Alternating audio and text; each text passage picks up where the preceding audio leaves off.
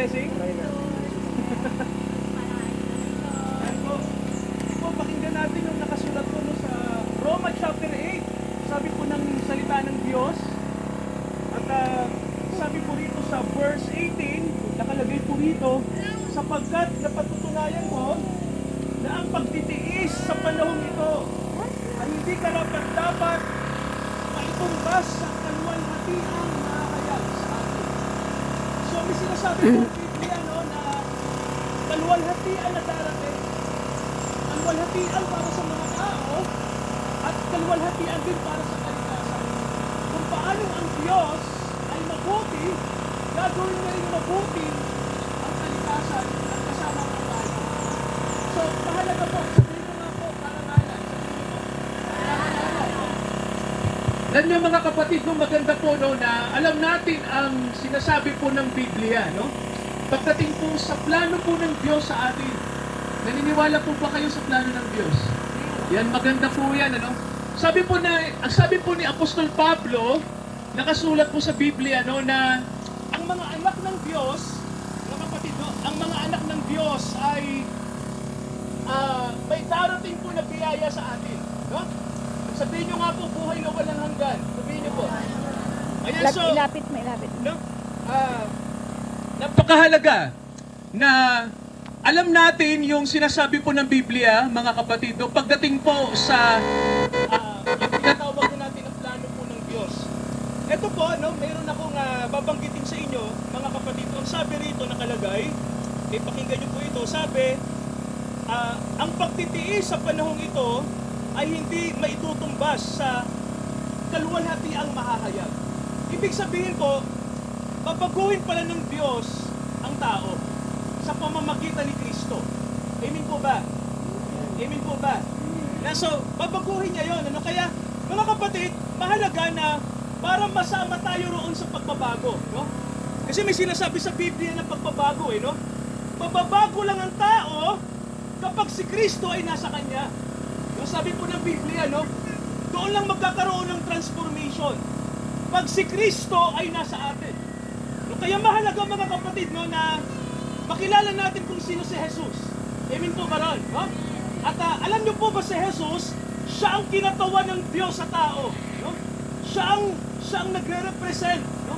Siya si Kristo ang kumakatawan sa Diyos para sa atin. Para tayo po ay mailapit sa Diyos. Gusto po ba nating mailapit sa Diyos? Mga kapatid, no? Kasi po, nasa Diyos po ang buhay, no? At sabi ng Biblia sa atin, ang Diyos ang may galang sa atin. Siya ang lumikha ng lahat. Sabi po ng Biblia, ang buhay natin, ang ating hininga, itong mga bundok, itong lahat ng bagay na ating nakikita. Kanino po galing, mga kapatid? Kanino po galing ang lahat ng ito? Sa Diyos. Sa Diyos, no? Siya po ang may lalang. At ang gusto ng Diyos, lahat tayo ay mapabuti. At tayo ay mabigyan ng tinatawag na karangalan, no? Kaya lang po, nawala yun, no? Nawala ang karangalan ng tao dahil sa kasalanan, no? Sabi ng Biblia, ang tao ay nagkasala sa Diyos. Kaya tayo nahiwalay sa Diyos, no? Pero ang tanging paraan para tayo po ay maibalik sa Diyos, kailangan mga kapatid, sabi ng Biblia ay marunong tayo magsisi sa lahat ng ating kasalanan. No? Lahat ng bagay na mali sa ating puso ay sabihin natin sa Diyos na Ama, patawarin niyo po ako sa aking kasalanan. No? Sabihin natin lahat ng ating kamalian. At ang sabi ng Biblia sa atin, kung gagawin natin yon ay ang Diyos ay mahahayag sa atin. No? Sabi nga ng Biblia, nakalagay, ang marunong magpakumbaba sa Diyos ay kanyang itataas. No, naniniwala po ba kayo ron? No? Sabi ng Biblia, ang marunong magpakumbaba ay, ano pong sabi? Itataas. Itataas. No? So, mapararangalan lamang ang mga anak ng Diyos kung pararangalan natin muna ang Diyos. Mga kapatid, no? Kaya sabi sa atin, kung gagawin natin yon, kasama tayo sa pangako. No? May pangako ang Diyos sa atin na tayo ay bibigyan niya ng mabubuting bagay.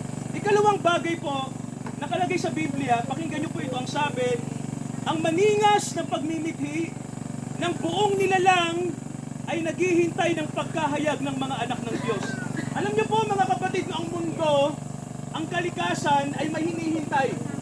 At ang hinihintay ng kalikasan ay ang mga anak ng Diyos. No? Kaya mahalaga tayo maging anak ng Diyos. Naniniwala po ba kayo ron? Di ba, no? Mahalaga maging anak ng Diyos. Kasi po, pag tayo po ay naging anak ng Diyos, ang sabi ng Biblia, pag dumating na yung karangalan natin, ang sabi, babaguhin niya ang lahat ng bagay. Alam niyo ho ba na pag dumating na yon, tatay, no? Pag dumating na yon, wala na nagdarahop, wala na naghihirap, no? Lahat ng tao makakakain, lahat ng tao mayaman, lahat ng tao masaya. No? Naniniwala po ba kayo sa pangako ng Diyos? Amen. Tama po, no? Sabi ng Biblia, basta tayo po ay kasama sa mga anak ng Diyos, ang sabi nakalagay, hinihintay tayo ng kalikasan para mahayag yung kabutihan na sa atin. No? Kapag nakikristo na tayo, may tanong po ako sa inyo, kilala ba natin si Jesus? Kilala ba natin si Jesus? Tagapagligtas na ba natin siya? Ngayon, pangatlong bagay, ito po nakasulat, ang sabi nakalagay, ang buong nilalang ay nasakop ng walang kapuluhan.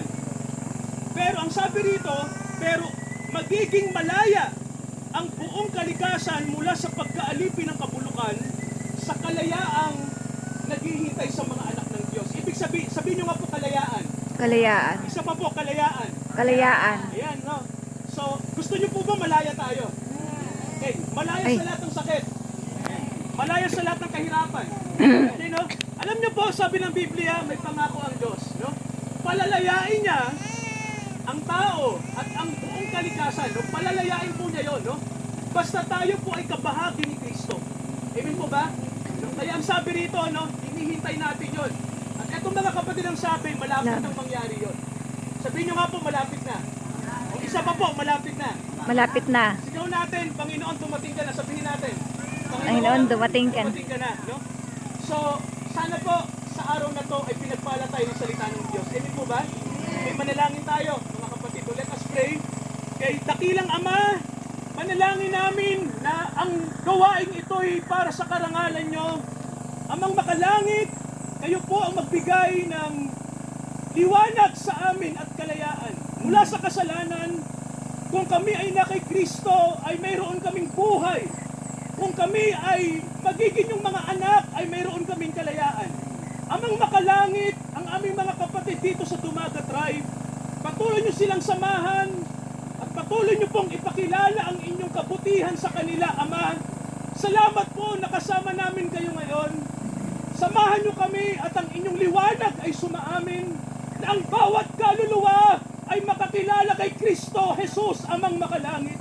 Salamat po sa inyong kabutihan sa amin. Samahan nyo ang CCT. Samahan nyo po ang mga kumakatawan sa pamahalaan. Samahan nyo rin, Ama, ang aming mga kapatid dito sa tribe na ito na aming mga minamahal. Salamat po sa inyong kagandahang loob. Ito ang aming panalangin sa pangalan ni Jesucristo. Lahat po tayo magsabi ng Amen. Amen. God bless